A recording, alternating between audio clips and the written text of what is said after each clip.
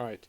Welcome back to Nicholas Comic or Nicholas Non-Classic. This is episode number 2667 and Doubleshot 2561. Now, first we're discussing the final trade to collect issues from Aquaman Volume 1. And next to discuss Aquaman will be some World's Finest issues. Yeah. I think it's the World's Finest and some more adventure comics. Yep. First that we have is Aquaman, Death of Prince, the Deluxe edition.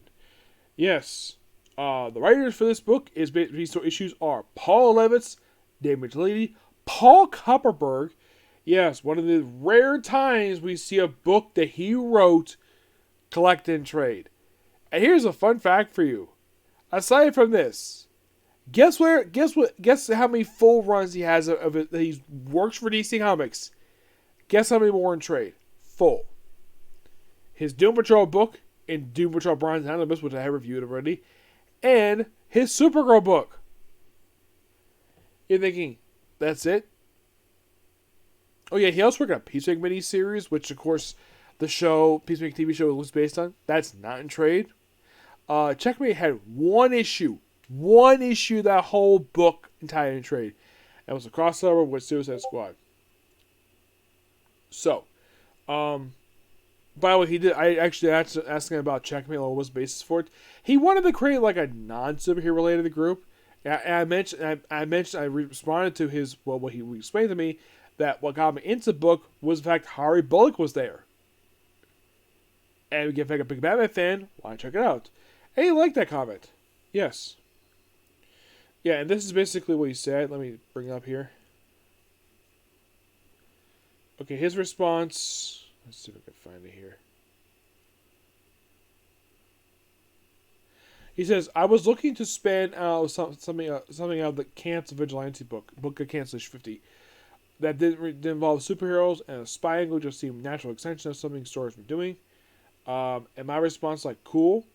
Like, the fact that about Harry Bullock, that's the reason why I got the book. Now, Aquaman, Death of the Prince. The other writers are Steve Skeets, who's been writing since the start of the Bronze Age of the book, Martin Presidio, Jerry Conway. The artwork is done by Jim Pero, who's been doing it since the beginning, Don Newland, Mike Grell, Carl Potts, who actually did some writing for Punisher, Juan Ortiz, Vince Akula, Joe Riberson, Dick Giordano, Bob McLean, met this guy. One of the two guys I actually met here, the other, of course, being Jerry Conway, John Calio, and David Hunt. Okay, the issues this book collects are Adventure Comics 435 to 437 and 451 to 455, and Aquaman 58 to 63. Covers time period of 1974 to 1978. The first few issues mostly here's what happens in the Adventure Comics book. Like, Aquaman spends the first couple issues take on Black Manta, who's been apparently raiding the Atlantean farms. And he says, like, he's been there for quite a while. Eventually, he'll stop by the end of the quick two-parter. But he says, if you attack him again, that basically Atlantis will starve.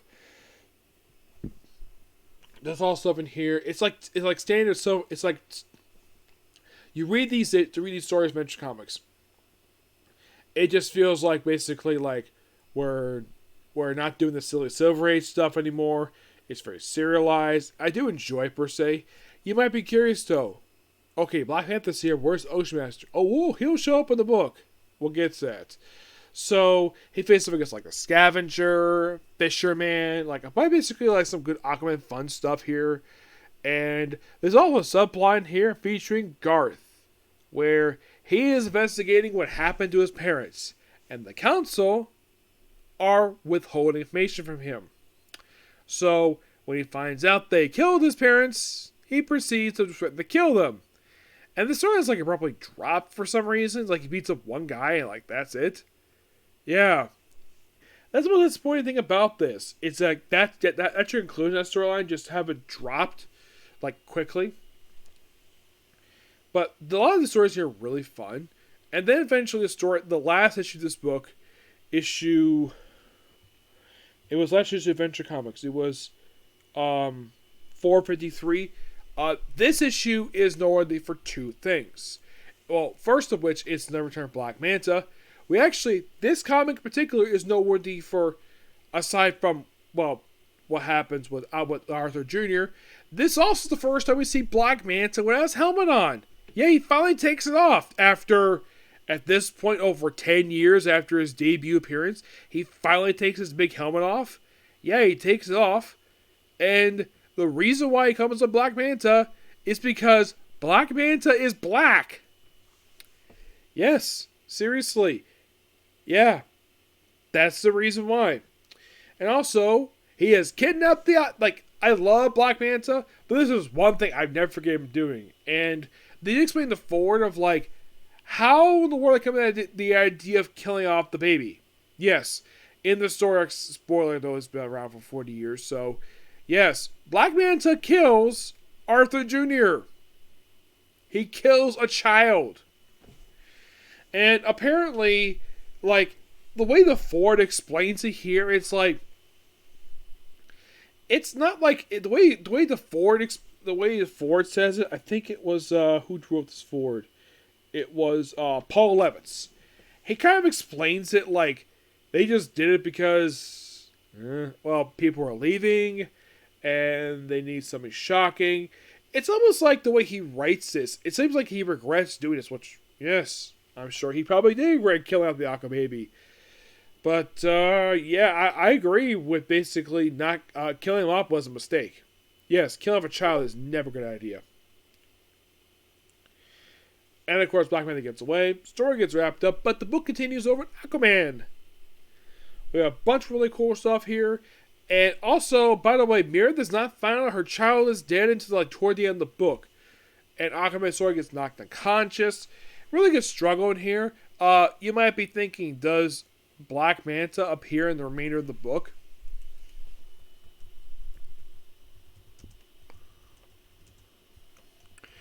Like, does he remain here for these issues? No, he doesn't. Like they would, like the Fisherman, who, yeah, he actually was an old Aquaman villain. He made debut during like the late part of the Silver Age. Yeah, and he was like a recurring villain. He appeared a couple times during Adventure Comics. But he appears here for a couple issues, then he disappears for years. Yeah, so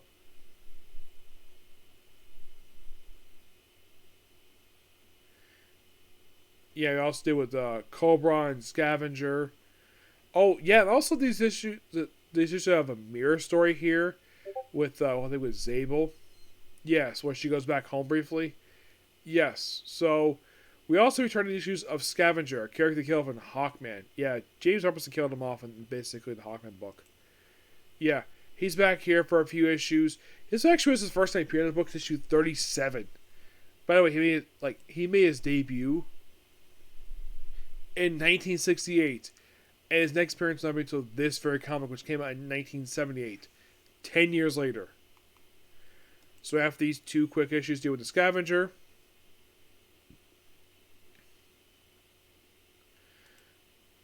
the Scorpion ship for used for the Scavenger, it's technically one of his last appearances.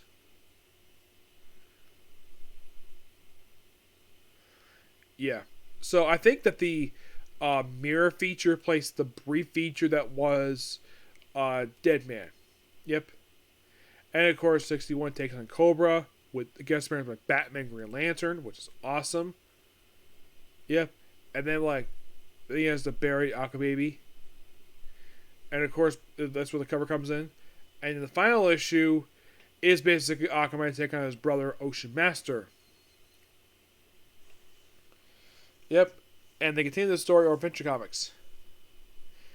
Yeah.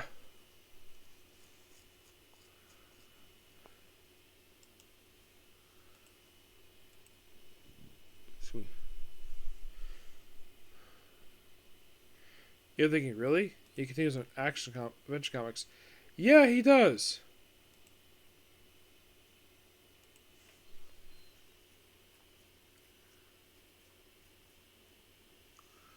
Like, does he come back like very next issue, like right after wraps up with like 455? No.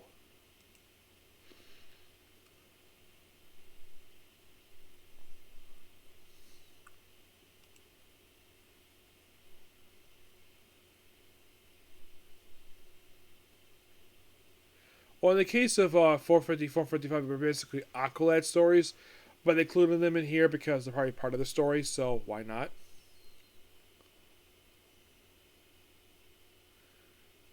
Now, he does not return the book until 460 because they briefly dropped this thing because of, well, he returned to his own book. And of course, the story continued in 460, which of course, where if you're curious how long the feature was, went from 460 to pretty much basically like 470, because I think 491 became a reprint book at that point.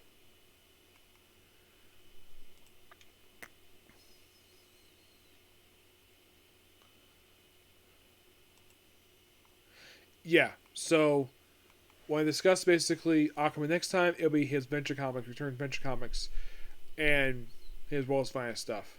Yep. Okay, but we're not done just yet. By the way, I give this Aquaman Death of Prince a 9 out of 10. Next up we have is the basically the third to last series for Namor the Sub-Mariner. We have the initial tie-in for Sub-Mariner Volume 2, known as the Revalution. Yep. This book came out in 2007. Yes, 2007. The book is written by Matt Cornish and Peter Johnson. Phil Brunnis is on the artwork. The cover is Michael Turner and Aspen. And that's it. Now, mostly put for this miniseries, this is basically what Namor was up to just after the events of Civil War 1. He wasn't involved with Civil War 1 at all. Though you could see this also takes place just after... Excuse me. I would probably say this could take place just after the events of the Wolverine time for Civil War 1. So, the book starts off with what we see Iron Man and Maria Hill on the shield helicarrier and looking at Atlantis, which has been destroyed. And there's a mysterious man on the throne. Is that Namor? You'll find out. And we flashback to kind of basically what's going on here. So, the Atlanteans attack a town in Kansas, of all places. Like, what was it? Superman territory? No, not really. And of course, Namor gets blamed. And it's like, no, he didn't. And it's later revealed that he actually had stationed 12 Atlantean cells in the United States. And the one that had Kansas was the unknown 13th one. And he basically tries, and of course he goes to a cell where he meets up with Nitro, the man who started Civil War 1, who 18 years later has never been tried for that killing. Nope. And they reference Civil War 1 a lot throughout this miniseries. Like, basically the first issue. And there's these generals who really want Iron Man to go attack Atlantis because Atlanteans attack a city in the United States, so that's declaration of war. Despite the fact this was a rogue Atlantean unit, he did not order it at all. Even I think at this point, like, by the way, I love the artwork. The artwork is gorgeous. Like, look at him looking at Atlantis. Like, it looks so gorgeous. Like, they do a great job with this artwork. So, then he puts on this suit. And that's kind of the way the very first issue for this 6-issue miniseries. Yes, you heard me right. It's 6 issues. Yeah, it's shorter than the previous one. So then, of course, we got the President, where they investigate who the heck this person is. It's not Namor. Nope.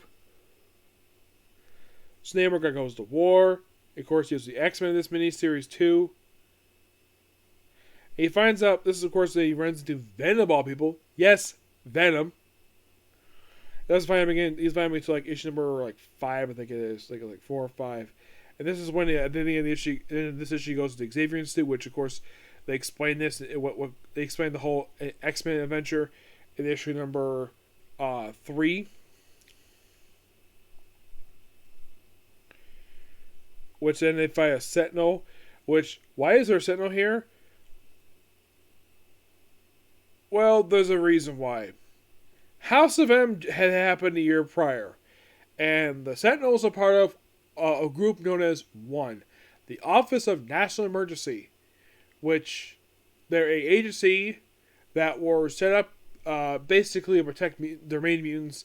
Basically, in a way, they're supposed to be mutant protectors because of the fact at this point this was 198 of them, and this was a concept that lasted for about 2 years until a virus basically overrode the programming, killing the pilots, and the Sentinels were destroyed in 2008 thanks to the Messiah Complex.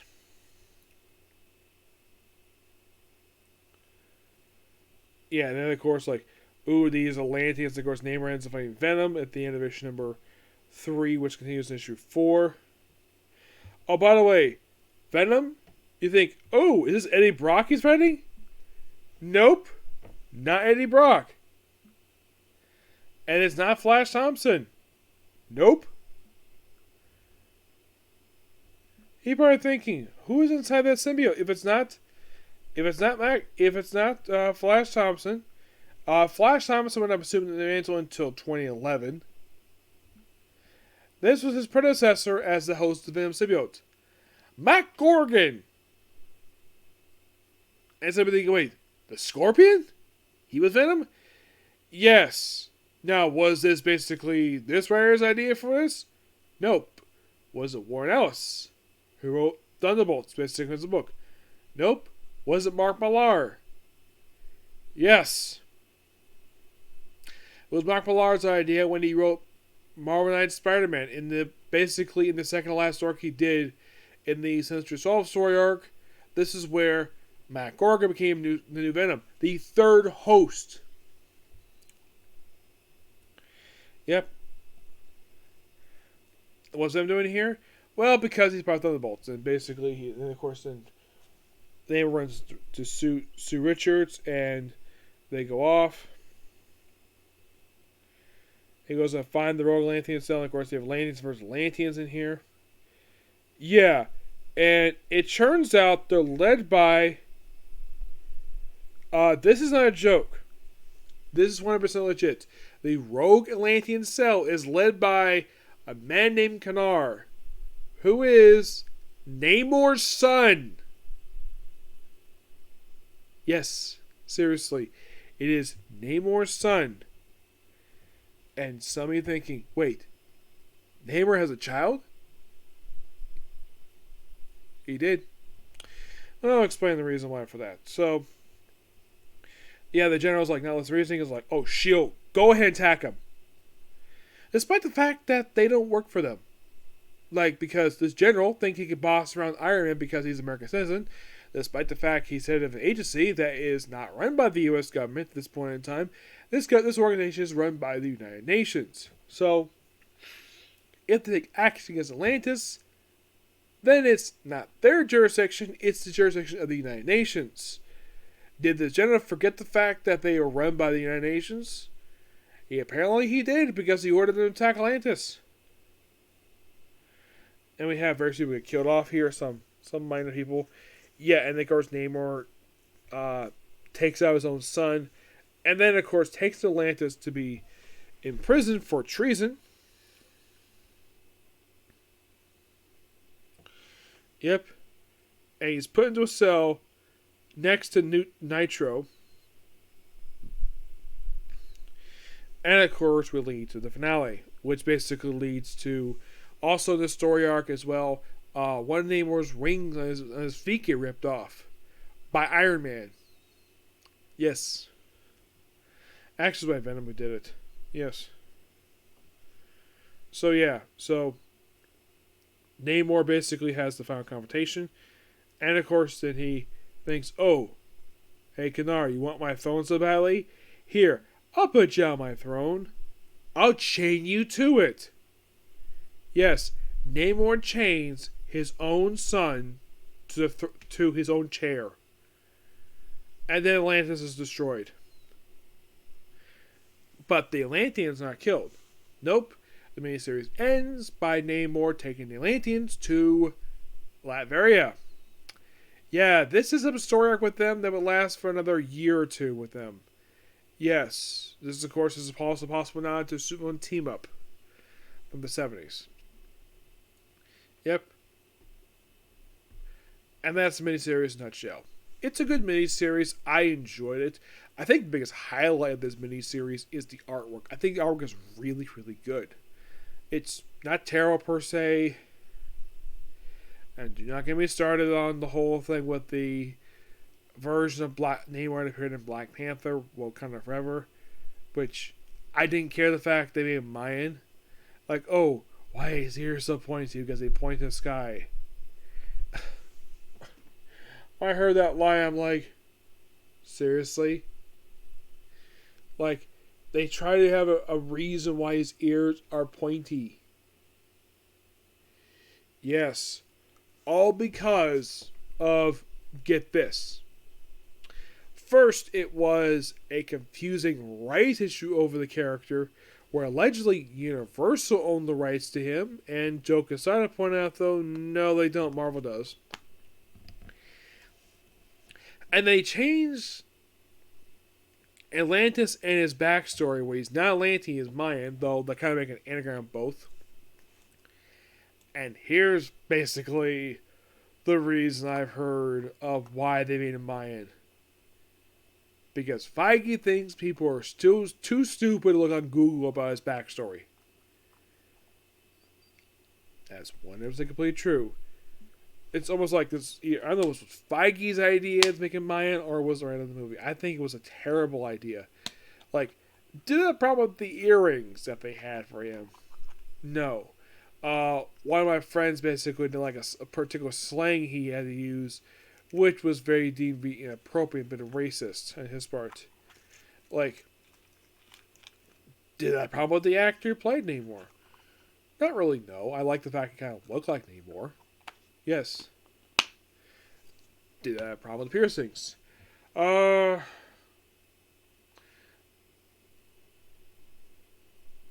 My only issue with them is that they were not necessary. Yeah. That's my issue with the matter. But you might be thinking about this miniseries. Now, Kanar himself does die, and he's never mentioned ever again. After this. Nope. Never is.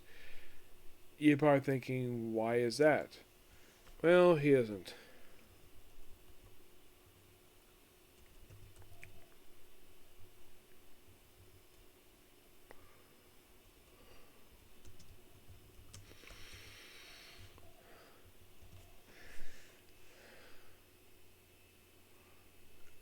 And by the way, Neutro's next appearance is actually in Penance Relentless, which that miniseries is kind of a sequel to this.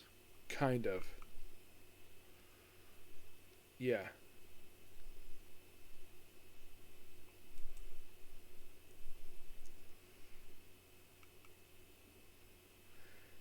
Yeah, and the whole thing, like... Okay, so... The obvious question is... What happens to Namor after this miniseries wraps up?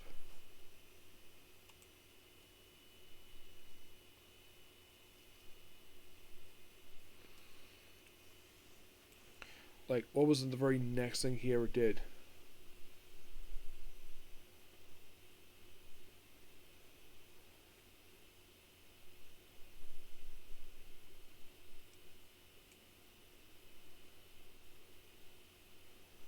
So, okay, so let's find out exactly what was his next physical appearance.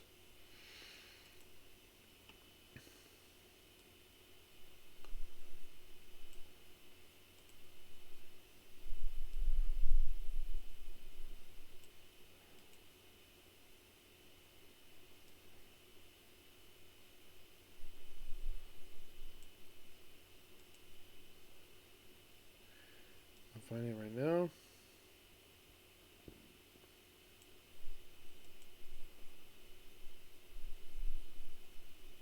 So, after this miniseries wraps up,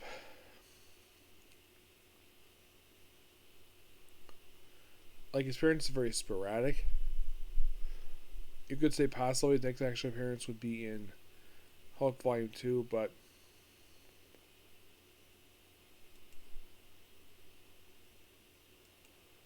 it's a miniseries known as next thing involving him would be Namor the Deaths, which I'm very much looking forward to this miniseries. It's written by Peter Milligan and art by Elsa Rubik. That'll be the next thing I'll discuss here.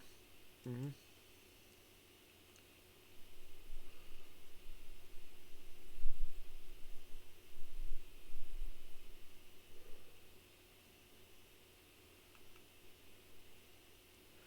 Yeah, but that will be the next particular thing I'll be discussing when it comes to Namor. Mm-hmm.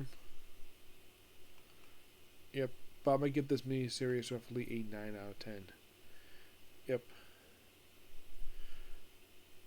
But I'm thinking, okay, so at this point, how many more series will they go for Namor? There is exactly about 3 left. You have this next miniseries, which is Namor Sub-Marnier Depths. There is Namor First Mutant and Namor Conquered Shorts. And that's it. Basically 2 miniseries and 1 brief ongoing. The ongoing will be next after the Deaths miniseries. Yep.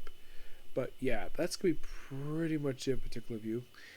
Please be sure to like, comment, subscribe, turn notifications, and do not hit that dislike button. So, I will see you all tomorrow, which I have a day out tomorrow, so I'll probably get some more videos done. Okay, so, bye.